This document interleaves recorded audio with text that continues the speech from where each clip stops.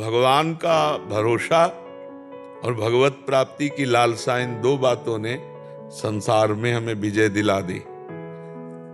जो मन को वश में करना बहुत कठिन है, वो स्वाभाविक, क्योंकि गंगा के किनारे मन को दौड़ाने के लिए स्थान नहीं और लक्ष्य भगवत प्राप्ति, तो निरंतर भजन में लगे रहना, तो चांस ही नहीं मिला।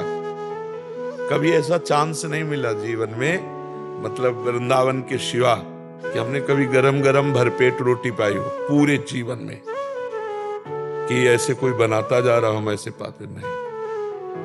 जो प्रारब्धवशात कभी दो परेठा, कभी कुछ ऐसे, कभी कोई गुड़ ही दे दिया, तो ऐसे पार होता रहा है। यहाँ अब सुविधा मिली है।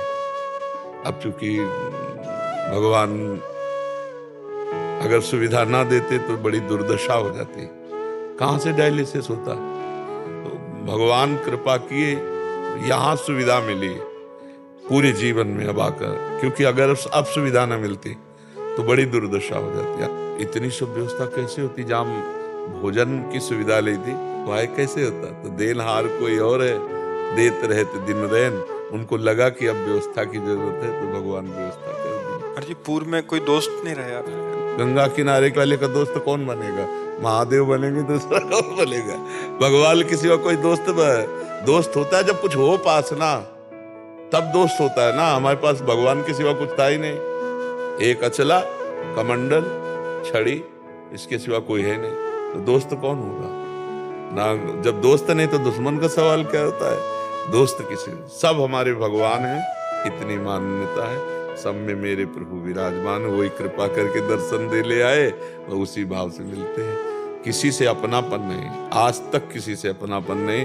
हमारी श्री जी हैं, जो मंत्र दिया वही फोन नंबर है, श्री जी से बात करो, श्री जी हमारी है, लाडली जो हमारी है, दूसरा कोई नहीं। बस अब धीरे धीरे यात्रा अंतिम की तरफ जा रही, और प्रसन्नता है कि पूरा जीवन निकल गया, कोई अब अंतिम जा रहे हैं भगवान की तरफ, धीरे धीरे रोज का रोज जा रहा है।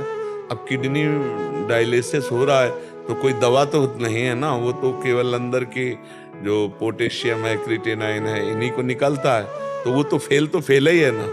अब कितने दिन चलेगी फेल? और अभी जब तक सेवा होगी तब तक चलाते रहेंगे, उन्हीं का खेल है, उन्हीं के बल से चलता है। तो भगवान का आश्रय और लक्ष्य भगवत प्राप्ति, इसने हमारे मन को बांधे रखा, अन्यथा बहुत कठिन था, बहुत